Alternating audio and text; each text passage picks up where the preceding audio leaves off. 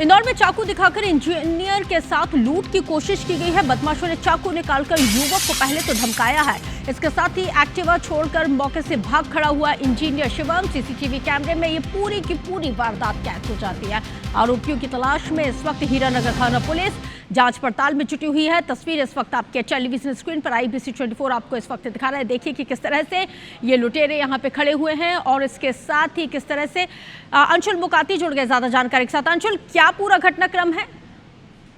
जी बिल्कुल, आपको बता दूं कि हीरानगर थाना क्षेत्र में एक इंजीनियर को चाकू दिखाकर लूटने की कोशिश की गई है। जैसे ही इंजीनियर गाड़ी से जा रहा था तभी पीछे बदमाश जो है वो बाइक से पीछा कर रहे थे और रास्ते में उन्होंने इंजीनियर को रोककर उसे चाकू दिखाकर लूटने की कोशिश की। इस दौरान इंजीनियर जो है वो अपनी गाड़ी छोड़ करके सड़क पर भागा और घर जाकर के उसने परिजनों को सूचना दी। हालांकि जो इंजीनियर है उसने गले में सोने की चेन पहन रखी थी, हाथ में उसकी सोने की घड़ी थी और इसी से ये अंदेशा लगाया जा रहा है कि बदमाश कहीं ना कहीं उसे ही लूटने के लिए उसके पास आए थे। हालांकि ये पूरा घटनाक्रम जो है वहां पर लगे CCTV कैमरे में भी कैद हुआ है, जिसमें इंजीनियर जो है वो गाड़ी छोड़कर भागता हुआ दिखाई दे रहा है। सबसे बड़ी बात यह है कि जो बदमाश है वो एक बार इंजीनियर को धमका चुके थे और उसके बाद एक बार वापस वहां से आए और उन्होंने जो इंजीनियर है उसकी गाड़ी ले जाने की कोशिश की, लेकिन इस दौरान लोग जो है एकत्रित होना शुरू हो गए थे और उसके बाद बदमाश जो है वहां से फरार हो गए। अब इस पूरे मामले में हीरानगर थाना पुलिस जो है वो फुटेज के आधार पर बदमाशों की तलाश कर रही है।